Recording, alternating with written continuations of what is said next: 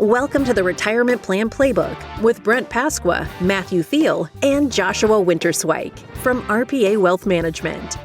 In this podcast, we cover current events, retirement planning strategies, and provide you with the tools to help you build a successful retirement playbook in any political or financial landscape. Join Brent, Matthew, and Joshua as they navigate the issues that can make the later stages of your retirement plan challenging and help you create the best retirement plan playbook. Now, let's get to the show.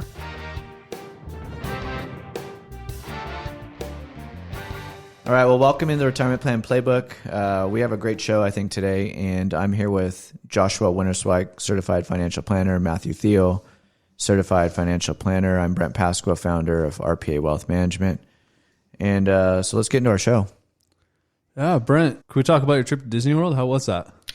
Disney World was incredible. I thought my kids are 7 and my son is soon to be 9, and it was just a perfect age to bring them to Disney World. I thought the Florida weather is incredible out there, especially I think probably because I haven't experienced a lot of Florida, but at this time of year, it was absolutely beautiful. We had great weather. It was warm. It was hot. Was it humid? It wasn't humid. It was just more of a tropical heat, but not overly humid. You came back tan and like very happy with the Florida. Yeah, I liked it.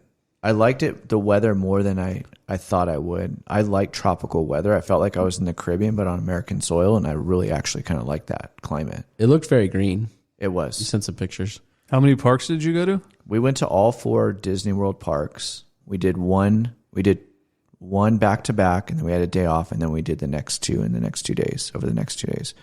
And it is a lot of walking. It's not a vacation, a relaxing vacation, but it is an experience. And the one feedback I've always received from clients that have gone with their family or grandkids has been how expensive it is. It isn't cheap. Like, you're pulling out your credit card the entire time because you need stuff the entire time. And then it's just like they have it set up for you to spend money. It's like Vegas for kids. So that video we sent you before you left of the dad like throwing his credit card in the air while he was training for Disney World, that was true? That is 100% true. What was your favorite park? My favorite park was Hollywood Studios. It's the newest. It's, to me, felt the cleanest. It was just pristine. It was really on point. It was like the Disney standard that you would expect. Magic Kingdom, which is like our Disneyland, to me, it wasn't as nearly as nice as ours. I feel like Anaheim's Disneyland is really pristine and dialed in. Like, it's really looks good every time we're there. I felt like that wasn't Magic Kingdom at all. Like it just didn't meet, to me, in my opinion, it wasn't to that standard. Maybe they just haven't updated it as much because it's older, right? Yeah. It feels older. It feels older. Like the detail wasn't there. It felt a little bit more carnival-ish in certain parts. It just wasn't what I thought. But it was still nice. It was, you're there for the magical experience. It's so big, huh? I would just remember when I first went, like, it's just massive, that whole property. Yeah. Everything in that area is massive. It's so spread out. They dominate. I didn't realize this, but Disney dominates real estate out in that area as well. Like, they own tons of property, not just commercial property, but residential property. So it's pretty amazing to hear I didn't know how much they're involved into real estate out there. Lots of families or... Yes, that's all it is. It's families going and taking their kids. There's kids everywhere. What about retirees? You see a lot of retirees out there with the generations or no? With the generations, but I think retirees on their own, they're probably going there to be with their grandkids or their kids. They're not probably as much going there or living there. I'd probably, if I was retired, steer clear of Orlando. Yeah, for sure. Well, I think that kind of should lead into today's show, where we're going to kind of talk about different ways that retirees can maintain financial security while adjusting their retirement goals, right? Because we're in this new economy right now. We have high inflation, high interest rates. The stock market's down, 20% from the highs. And people are still retiring. They're still going about their retirement. But, how's that changed? How can you manage your goals? What do you think about that, Josh? Yeah, I think it's a great topic. Like you said, there was a great article in the Wall Street Journal, and I think I recommend for anyone out there to go check it out. It gives, I think, Matt, 3 or 4 stories of retirees in America that have retired with less than $1 million. Is that the number, Matt? Yeah. And it just kind of tells their story, and we see a lot of these same stories when we meet, new people coming into our office. So I think that today is going to be just a really good kind of overview and how we're going to reevaluate the current economic climate. Yeah. So I guess we'll kind of start by like, when you guys are working with your clients, how do you tell them, Brent, like maybe this retirement goal isn't quite what it is? How do we manage this within their retirement plan? Yes, I think one of the things is the thought of retiring can be a scary transition, right? Because you've worked your entire life and you've been working probably towards retirement. And then actually making that jump from working to retirement, no longer having working income, and then going on and thinking that, hey, did I save enough? How is my money supposed to last me the rest of my life? What's happening if I run out later? I probably can't go back to work again. And if I go back to work again, I won't be making nearly as much. So when I commit to retiring, then I really got to be retired. You first have to overcome and know how you're going to get through and really by creating a plan. I think that's obviously step number one. Like you got to know the details of your number. And nowadays, people don't really have access to the software that advisors use. Or if they do, it's in limited capacity or they would have to go through a huge learning curve on how to use it. But once you start to create the plan, then I think that the scariness of that kind of starts to go away. But when you're starting to create that plan, I think that's where the goal part comes in. That you have to be realistic with yourself on what your goals are when you're going to retire, what you're going to do in retirement, how much you want to spend in retirement, what sort of is most practical for you to live a comfortable lifestyle. Yeah, I had another financial planner talking about this, and he did a really good job of framing it.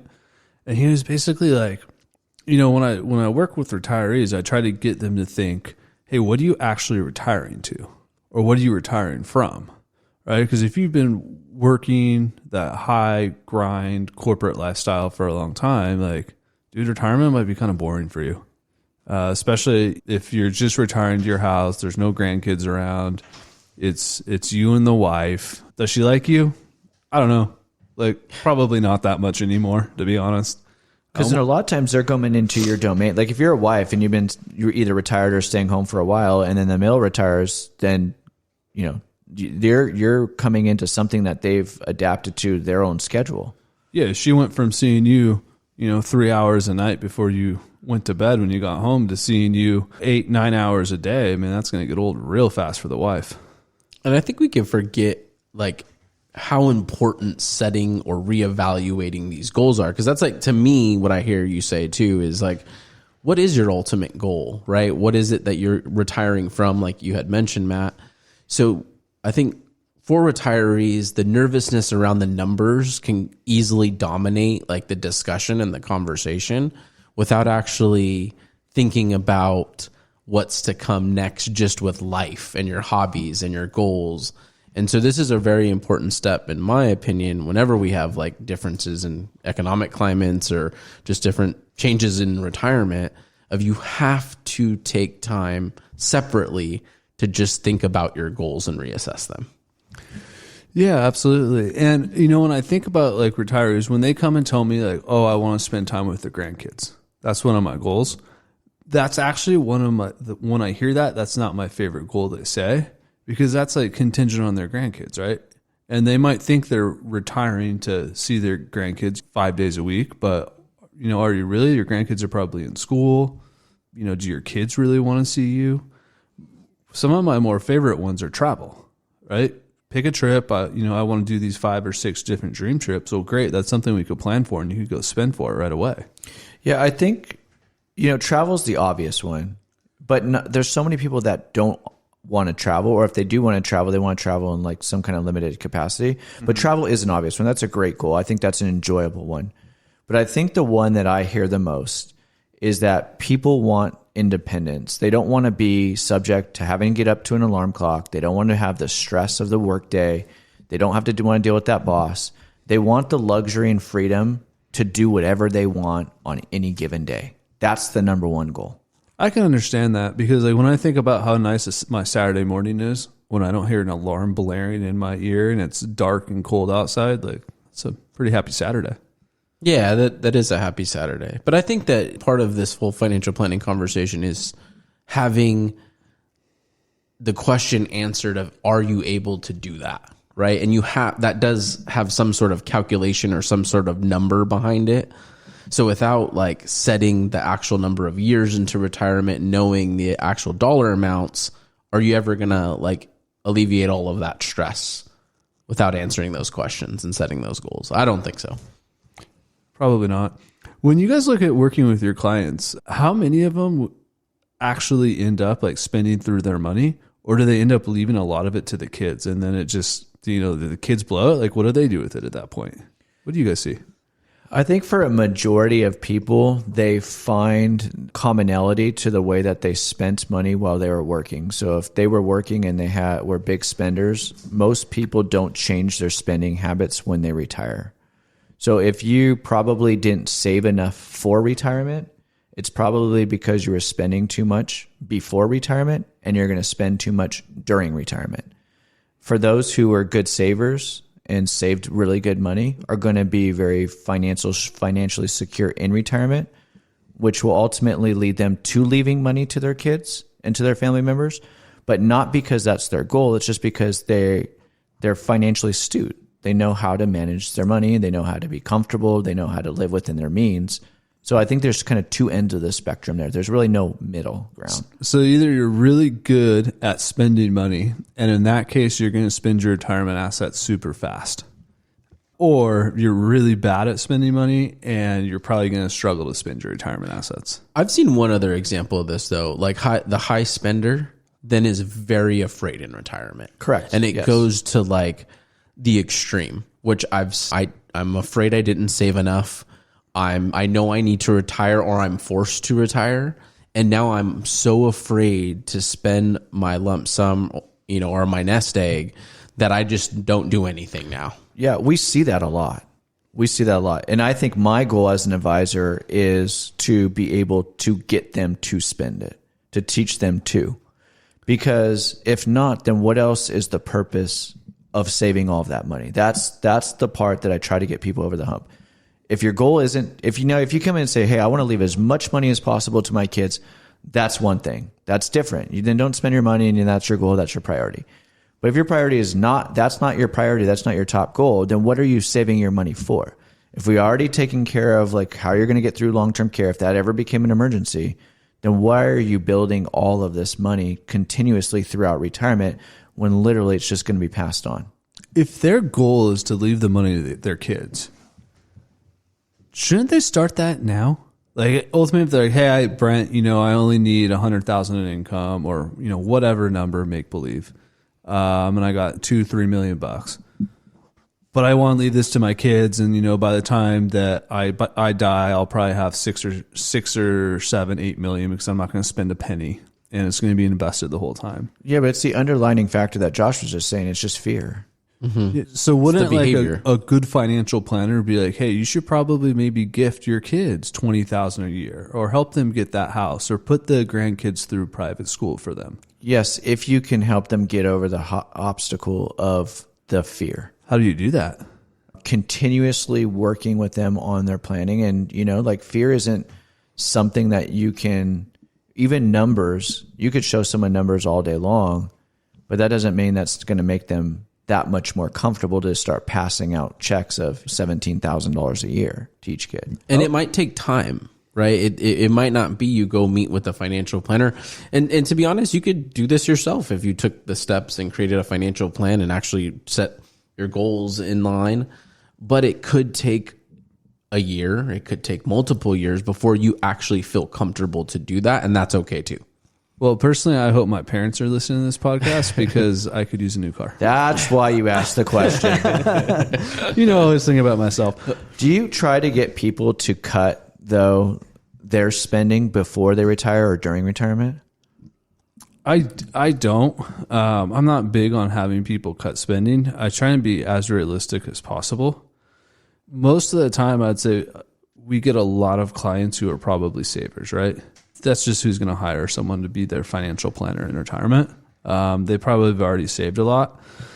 That said, I think the easiest way for someone to cut spending in retirement is looking at the expensive line item, and that's going to be the house and the car. Those are the two areas.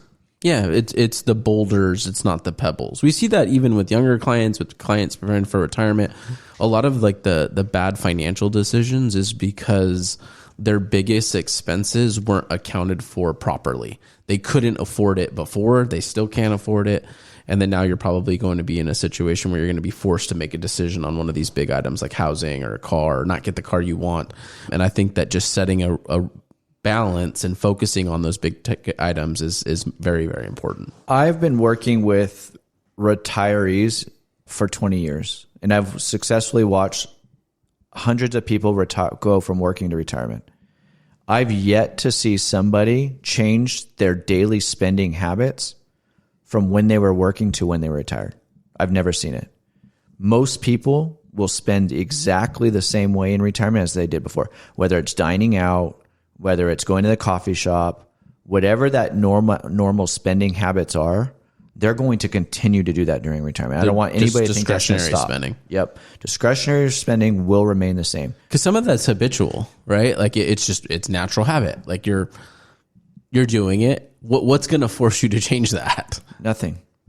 Yeah, so like if you're driving a Mercedes while you were a top executive at a corporate firm, you're probably not going to switch down to like a Toyota or a Honda in retirement. You're going to keep wanting to drive that Mercedes, is what you're saying. Not unless you're forced to. But it's not just that. It's frivolous spending. It's the discretionary stuff. It's, if you go to a restaurant and you frequent these restaurants, let's say 2 or 3 times a week, you're going to still go to those restaurants retire. You're not going to say, well, I got to cut out restaurants out of my budget. Or I'm going to go eat fast food instead of going and dining out. Yeah, you're still going to shop at the same grocery stores. You're still going to buy the same things. You're still going to buy the same clothes. You're still going to buy and do the same things that you were doing before. But like you said, if you're thinking in your mind, okay, I don't know if I have enough money, or number 2, like I want to drop spending or I want to retire early, then you got to move boulders. That's downsizing your home. That's moving to another state. That's making a lot of changes with the boulders that are going to make it actually more comfortable, because your daily habits are going to stay the same. Because I have a question for you. Like, how many people come into your office and say, like, or ask the question, can I really afford this home in retirement? Not very or many. Or can I really afford this new lease on the Mercedes? Yeah, not very many. They're going to do a lot of that anyway. But the question should be there's, hey, if I want to keep spending like I do, should I move to a new home? And we don't get that question a lot. No. And how many of these clients that come to you, with a 4 or 5 bedroom home, it's like, how many of those bedrooms are being used? Because I know your kids don't live in the state anymore, or I know they have their own thing going on. Correct. And you see that a lot where people have a tremendous amount of equity. The house is mostly paid for or paid for. And if they downsize to a house half the size at half as much of equity that you're going to have, they're going to sit on another big pocket of money that they can live off of and live even more comfortable. But a lot of people don't want to move. Yeah. And it's fear. It's change. Again, just like retirement or downsizing at home, a lot of this is based off of fear. But if we can show them, right, even as financial planners, that there's greener pastures, we can do this with limited kind of casualty, let's do it, because it's going to benefit you and you can still spend like you want to, like Brent just said. Do you see many people that will go and do part-time work or other jobs where they make money? No. I have a few clients that have, but they're more on kind of the hobby side, or like my job is, pretty easy. They called me back. I'm doing a little part-time here and there to make ends meet, or to keep spending like I'm spending. In my opinion, though, I think that that's a great option. I do too. For so many people. Like, there's so much work out there that like people can find that can still bring them joy and create a little income. But me personally, with my clients, I don't see too much of it, or even the question of like, should I be? Whenever I do see it, at least for the most part, when I've seen it, it's for a shorter period of time than you would think. It's 4 months, 6 months, 8 months, maybe a year, maybe 2 years at the most, but it's not extended. It's not very long. It's like a very short-term thing. You get kind of your work fixed and you're like, well, retirement's actually really good. Why am I doing this? And I hear a lot of people say, to piggyback on that too, which is, I'm more busy now that I'm retired than when I was working. Yeah. Like I don't have a time to do a bunch of other things. Yeah, and there's not enough money in this freelance work for me to be spinning my wheels doing on this and taking away from all these other things I've just picked up on. Yeah. So to summarize for this topic, in a way, if you are a retiree and you're spending too much, it's really hard to cut your spending.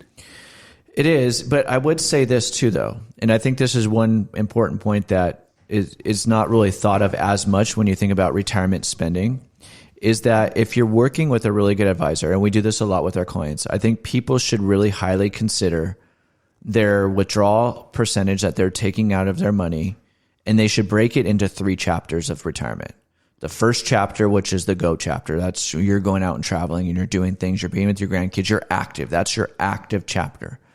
And then you get into the second chapter, which is much more passive, right? You're slowing down a little bit, maybe in your late 70s. You're not as wanting to be as active. You're not as much go-getter out there. You don't want to get on a plane as much. And the activities that you're doing with your grandkids is maybe less expensive, right? Because you may not be taking them to Disney World now. And then you get into the third chapter where you just, for a lot of clients that have gotten this chapter, they just kind of exist. And they'll tell you that. I'm just here. I'm just existing. Managing their health mostly. It. Yep. Their body's still there. And if you think about that, the first chapter is the one that you've worked hard for. That's the one you deserve. That's the one you should be spending the most money in. They're not the last chapter. You're not saving your money for your last chapter. You're saving your money for your first chapter. And from a time standpoint, you want the first chapter to last the longest, right? Of course. That sounds like the best one to me. Absolutely. I mean, existing, that kind of sounds boring. Yeah, and you're just, you're not spending very much. There's not much to do there. And in that second chapter, that passive chapter, yeah, maybe that's when you're doing a little gifting, or you're maybe making a little bit more convenience for certain things, but you're doing it less frequently. And so things are a lot more autoed. So I think, again, a good advisor will teach young retirees in that transition for that first 15 years or 10 years, go do the things that you love. It's like a smiley face. Yep. Yeah, there you go. So like when we're looking at helping clients, is there anything we can move the needle on? Like what about Social Security? How does that work? Can we help people maybe pull a little bit more out of the Social Security coffers? Yeah, I'm going to kick this topic to Brent just because he has been our Social Security expert for so long, and he is my go-to for everything Social Security. But yes, just to kind of intro the topic, Social Security is not only a huge decision, but there are techniques and strategies that we implement for our clients to maximize Social Security. And for a lot of people, this is their only fixed income that they're going to have in retirement. So getting this decision correct is very, very important to your retirement success. Yeah, I think that's a great intro into it. I think people have 2 really important questions when they're thinking about retirement. Is Social Security going to be around for the rest of my life? Because that's income that they're going to be counting on. And part of that question is, if so, then like when do I begin to collect it? But then in addition to that, if I'm retiring before 65, what do I do about medical insurance? And even if I do retire by 65, what do I do about medical insurance and Medicare? And like, how do I manage that? So my health care is kind of figured out, because chances are if you've been working with the employer, your health care is, you've had the same health insurance or similar to it for a period of time. Social Security can be very tricky. A person can elect multiple times during their life. But once you elect, you're committing to that election, and timing it to take your Social Security at the perfect time is absolutely critical, because that's the amount that you're going to get for the rest of your life. There's a lot of factors involved that have to do with husband and wife's ages, your earning history, when you're going to go to collect, taxes on Social Security. Yes, Social Security is taxed. There's a lot of factors with it. Pinpointing when you're going to collect Social Security could literally be one of the most critical decisions you make as you transition from work to retirement. I feel like most people collect at 62 or at their full retirement age. But also, like, my aside to that would be, if you're sitting here and you're listening to this podcast, you've made it 25 minutes in today, you're probably not the type of person who's going to collect at 62 or your full retirement age. You're probably looking for more of a detailed plan like that we do for our clients. Maybe you're collecting at 68 in a few months. Maybe you're collecting at 70. Maybe you're collecting early at 64, but it's not 62 and it's not full retirement age. And do you know the answer to that question, right? Based off longevity, at which time gives you the most benefit? Can you answer that question? If you can't, you should be able to. And your retirement assets too, right? Like if you got $2.5 million saved in retirement assets, might be better for you to wait on Social Security and start using some of your retirement assets if you retire early. Yeah, and how we do that as advisors is essentially, again, software. We stick all of the data into software. It has all the algorithms in there. It has all the filing options, has all the amounts that you can collect at all the different periods of your life from 62 to 70. It has, you put the husband's wife age in, the spouse's age in, and now you're getting all of these different spit outs and options of when to collect Social Security, when your break-even points are. And now you can make an extremely educated decision on when to collect Social Security because you ain't probably going to go back once you start collecting. Yeah, you have all of that answered, and now you can relate it to your goals. Yep. Like we just talked about. If you're reevaluating it and make a very, very good decision, you're going to be comfortable with. Have you guys seen what's going on in France with all the rioting? Yeah. Over their pensions? Yeah, and they've only wanted to extend a retirement age out 2 years, right? Yeah. Like, I feel like here in the U.S., they're changing Social Security all the time and nobody riots. Yeah, but they're on a pretty extensive pension system from my understanding, right? And they're basically now saying that, you thought you were going to retire at whatever age, now you're going to have to wait 2 years longer before you could retire. I feel what gets overshadowed with Social Security is the headlines about the fund running out, not necessarily the changes in like full retirement age. Like we get more questions about that than we do like, what's my full retirement age now? Right. And I think part of that is because they haven't extended Social Security out from still being able to collect at 62. Right. You can still collect it at 62 if you wanted to. Now, you It's don't not know how much 64. less you're going to get from it by collecting early. Right. Yeah. I mean, but it's kind of hidden between the complications of Social Security. Yeah, that's a good point. But I think one thing that does happen, though, is when you decide to collect Social Security, from that point, you can start adjusting your strategies and risk tolerance in your portfolio. Yeah. And that's a good pivot to talking about how you are invested, right? Because that makes a difference. That's how you're going to get return in retirement. And what I tell a lot of my clients when we're going through their financial plan, we're looking at how we should set up their portfolio, is we're just trying to hit a rate of return. We want 5, we want 6, we want 8. We want predictable. Yeah, exactly. We want predictable returns. If we know that, we could easily predict your retirement. What we don't want is a bunch of mutual funds that one year do 20%, the next year do minus 10. Now we're creating unpredictability for your retirement plan, and you're creating the chance of failure. And you're increasing the margin for error. Exactly. So when I look at it, what I say to everybody is if you're a retiree, you might have been able to get yourself to retirement. Right? Like you saved the 1.5, the 1.6, the $1 million, whatever it is, you did a great job saving. But to actually get from the 1.6 to the income, that takes professional help.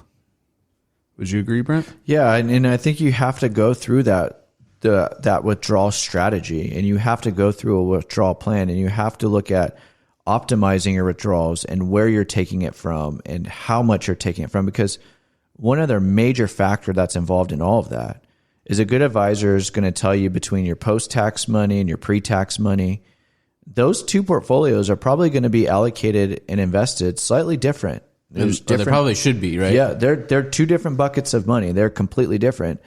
And if it's being withdrawn properly, then you're probably going to be able to predict exactly how much you're going to have to take out because you're managing your tax effectively that way. Mm-hmm. The more effective you are with withdrawing money from the right buckets of money, then the more effective and the less you're going to have to be taking out because the less you're going to pay in taxes. Yeah, you're keeping more of what's yours if you're planning out your income effectively. Saving money in taxes, meaning more money into your pocket. And even to take it a step back to piggyback on that thought, it's like you have to understand that predictability or what that expectation for return is, because then you're never going to have clarity of, am I going to run out of money? So if, and I think in the story, Matt, of the Wall Street Journal, they had all those stories. And one of the stories in there, the gentleman, lost money in 2008 and 9, went into a stable value fund, never put the money back invested and earned 1% over the last, so many years. And now if you're taking out 4% and that's just in a stable value fund, only earning 1 or let's just say 3 now, that's a pretty big discrepancy. And I think the market's up like 200% in that time frame, maybe even more. Yeah, that's and we see that here, right? I mean, that's not just a story that was in the Wall Street Journal. I related to that one.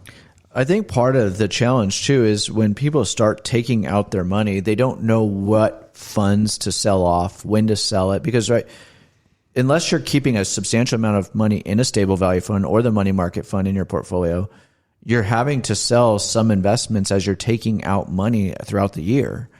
And you probably need professional help to tell you what to be selling, when to be selling it, how many quantities of shares you should be selling to keep your predictable income stream coming in, or else, like we've had volatility the last couple of years, that can mean major trouble.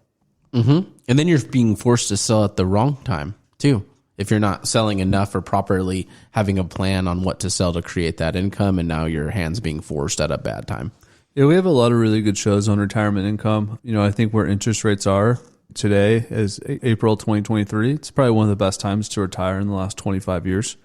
But it's just about getting that professional advice, getting that portfolio set up, and structuring your income out. Yeah, I think I've seen more people retire with a higher net monthly income than they do when they're working.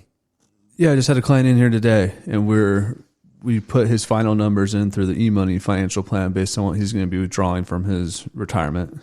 And he's making more than he was working, paying less taxes. He's about to go buy a trailer, I think, for his retirement. He's living. He's having a good time. Yeah, and the reason why that they're able to make a higher net monthly income, again, one of the things you touched on is no more reduced taxes, potentially. Number two, you're not making these large contributions or these contributions into your 401k retirement plan. And then you have a little bit of work expense drop off. Now you calculate it all out, you have a higher net income. It could even be cheaper healthcare, right, when you go into Medicare. Yep. So it's another reason, another variable that's going to close that income gap more than people think. Let's move on and talk a little bit about healthcare. So we had Marissa on the podcast. That was 2 podcasts ago. That was a great show. I really enjoyed hearing Marissa's thoughts on staying healthy in retirement, kind of your healthcare options. I know we have, what was her name, Brent? The Medicare expert. I'm drawing a blank. Lori Boatman. Lori Boatman on, and that was a popular show. That's a really good show too. But I think it's really important for retirees to stay healthy, live that active lifestyle. And I think about myself, like when I was in my 20s and early 30s, like I could drink a ton of beer, eat a cheeseburger, and I'd wake up the next morning feeling fine. Now, if I do that on the weekends, like I got like a hangover in my gut for like a week, right? So like as retirees, managing and maintaining your health is a really important part of retirement. It's actually very underlooked. Yeah, I think it's the part of retirement that's most concerning, or one of the most concerning parts of retirement, because none of us know how this part of our life is going to end up. We don't know if we're going to be in a nursing home. We don't know if we're going to need home health care. We don't know if we're going to die suddenly. We don't know if what type of illness we might get. And it's probably the most concerning because you want to make sure that you live out the rest of your life a certain way. But it is also, I think, part of the planning process that a lot of people will either neglect or not want to talk about.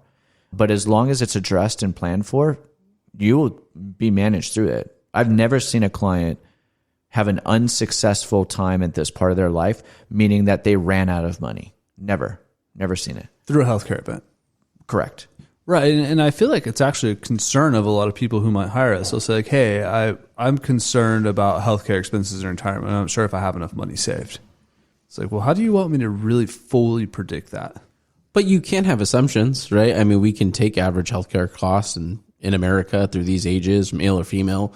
We can build a cost in to make sure you can self-fund your healthcare events. I mean, I think that question can be generally answered, giving you that peace of mind, because we don't know what's to come with healthcare, but it can be an added expense, and it shouldn't be ultimately like your biggest fear, though, in my opinion. Because I think we can plan for it. We have a handful of clients that are still working right now that are annually, we've looked at the 3 options: self-insuring, getting an insurance plan or policy, or just like kind of winging it, right? Like, you can wing it and say, I hope I have enough money. Like those are your 3 big options. But what we've decided to do with them is said, okay, well, let's self-insure, but let's self-insure in a slightly different way. Here's what you were going to pay for insurance. Let's just put this in a bucket of money that's going to be saving and growing that you're going to put in annually. and you're probably not, the average statistic says you're probably not going to need this to your mid 80s. So let's say that's 15, 20, 30 years out. For a lot of people, it could be a long time away. You do that year over year for 20 years, and then you let it grow while you're retired. Like, hey, that money is going to take care of your long-term care bucket. That's your side money for just in case something happens. Yeah. And if you don't need it, you can use it, and you can also pass it on as an inheritance. It's still going to be there for you instead of just giving every dollar to insurance premiums. Yeah, and then if you buy an insurance policy, you're restricted half the time to the contingencies of the policy, and then they're going to control. Cash is king in the long-term care business. I think sometimes like the fear comes from the insurance companies selling fear. Mm-hmm. Like we see it even in commercials. We know the insurance salesmen out there. Like there's just a lot of fear-driven selling going on in that whole healthcare, long-term care industry. I've seen a lot of clients who've purchased long-term care policy. A lot of them were purchased again like in the late 90s or mid 2000s when long-term care policies were really big. But I've seen a lot of those policies not pay out the way that they were supposed to when somebody really needed it. Yeah, it's That's unfortunate. So it's probably safe to say long-term care, at least as it stands right now, is probably dead for most people. If you haven't purchased a policy, they're really hard to get, not that great. Would you guys both agree with that? And expensive. Yeah. I mean, I think there's different options to get them, but it seems like that's an area that's very still challenged. I agree. Yeah, so then I guess the best way as a retiree to try and stay healthy and avoid kind of the 4 or 5 major things that are going to end up killing you that kill the majority of Americans would be to maintain that active lifestyle. Keep going out, seeing friends, keeping a support group around you, keeping your brain fresh. Is there any other things you guys recommend to your clients? Stay on top of your appointments, right, as well. I don't know if you mentioned that already, but... Oh, you're like your doctors? No, I didn't. Yeah. Making sure you are doing all of your checkups and... Preventative care. Exactly, yep. Yeah, and just finding pure happiness, doing the things that you enjoy doing. I mean, that's why you're retired. Right. Any other thoughts on today's show? Anything we missed? I think the one thought for me is if you want to have a successful retirement life, and everybody out there who's worked as hard as I'm sure anyone listening has, deserves to have a purely enjoyable lifestyle in retirement. Like you worked really hard. This is really the golden years of your life. Like go out there and enjoy it. But the way to do that the most is to plan. Like you have to plan. You have to utilize resources out there. It's worth the money. Invest in a good advisor, put your money into making sure your plan works and makes sense, and then go and successfully enjoy it. Like peacefully go enjoy your retirement.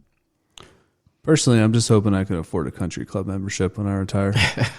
Me too. That's a good goal. That is a great goal. That's where I'll spend my time. But going back to the kind of the original Wall Street Journal article that kind of prompted this podcast, one of the ladies that were interviewed said it didn't go as I planned. We had a plan A, we had plan B, and now we're on plan D. And I think that's a pretty good point because things are going to change. But if you never take the time to actually like think about your future and plan that out, you don't want one change to ruin all of your retirement and all of that joy that you just talked about. So I think that, we see it with our clients. You see it in this article as well, is like planning's going to help even when things do change. Matt, if you really want a golf membership when you're retired, I can set you up an account that I'll manage for the next 40 years till you retire. And then you'll have your golf membership for 30 years. 40 years. Yeah, that'd put you out way too old. You want to be able to swing a golf club at that age, but... Yeah, no, I probably have about 10 or 15 years left now. There you go. No, I got a good 30 years till retirement. Yeah, that's a good idea, Brent. I'll set up an account and we'll put the money in there. Just invest it and grow it, and then there's your membership dues for the first 15 years of your retirement. Yeah. Okay, I'll start with recommends today. I'm going to start. Have you guys watched Drive to Survive on Netflix? It's made by the people who made the golf show. No. Full Swing? You're talking about Full Swing? Okay. Full Swing. No. Is this the F1 series? Yeah, it's the F1 series on Netflix. It's 5 seasons long. I think it's 5. Yeah, it's 5. My wife and I watched it, and it is really good. Safe to say we've become fans of F1. We like watching the races now. It's Formula One, right? Is that the full name of it? Yeah, Formula One. But it's really cool. I enjoy the show. I highly recommend it. I'm glad you're recommending it because I've heard you talk about it a lot over the last few weeks. Get some more of that out. Because you were giving him a hard time about like being an F1 person all of a sudden, right? Oh yeah, he's like, he jumps all in, right? So like he came in here like, dude, you got to watch this F1 show. We're watching it every day. I woke up at 3:30 in the morning to watch the F1 race on Saturday, and he goes like full steam ahead. I'm not gonna be surprised if he comes in with like an F1 hat or a T-shirt like he ordered. Did your wife work on this show? She didn't work on the show. She doesn't work on these series, but she's really into it too, which is another reason why I like it, because it's something we could do together, which is cool. I just don't know if it's like a fad or he's really gonna like this going forward. I'm not sure yet. Yeah, I mean, I've known him for a majority of his life. I would assume that he's not into F1. Like, not that you quit things. I'm not saying that by no means, but it just you don't seem like an F1 guy to me yet. But it kind of fits because he's been really into cars lately. Yeah. So I don't know. So one thing I learned about F1 though, that is the most expensive sport. That's interesting. Like, if you want to go to an F1 event, you're probably dropping at minimum thousands of dollars on a ticket. That's crazy. Do they hold F1 events in the United States? Yeah, there's a few. There's one in Miami. There's a big one in Vegas coming up, and I think there's one in Austin. Are you going to go? So we were actually looked at the one in Vegas, and it looked like kind of the cheapest tickets were about 10 grand. But wow. That included your hotel package. They kind of packaged it all together. So it's just like limited amount of tickets. There's just not a lot of fans, or I think there's a massive amount of demand. Oh, okay. Just based on how popular sport has become with the Netflix show. Wow. Anyways, who's next? Enough about me. I think I'm going to put a page together with all my recommends because I like my recommends, I think. And I am into clothing. I do like style, and I like to recommend stuff around clothes because I think if people need a good clothing recommendation, I think you have to try things to know if it's good or not. And then that could be wasteful to money. But there's a company called Rhone, RHONE. They have really good polos. It's polo time right now. Like, it's getting in the whole warmer weather's coming out. Is their logo like a dog? No, their logo is like the 3 X's. Oh, okay.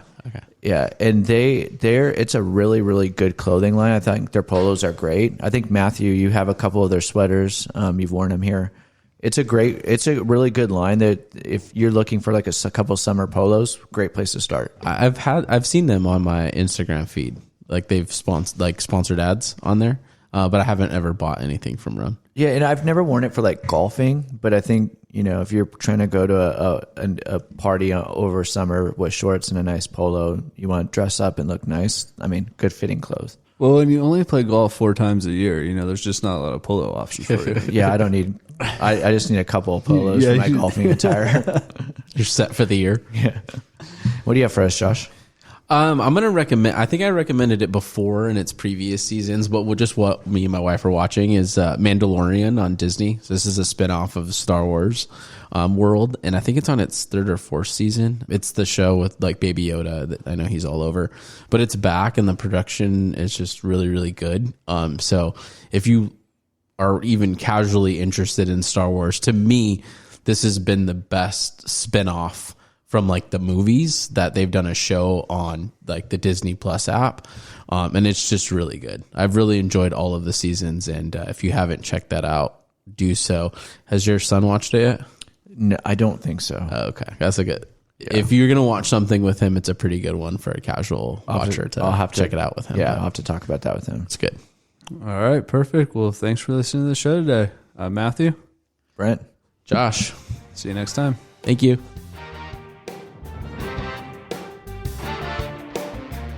Thank you for listening to the Retirement Plan Playbook. Click the following button to be notified when new episodes become available.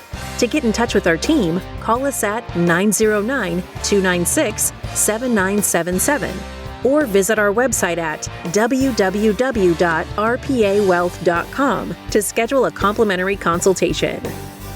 The information covered and posted represents the views and opinions of the guest and does not necessarily represent the views or opinions of RPA Wealth Management.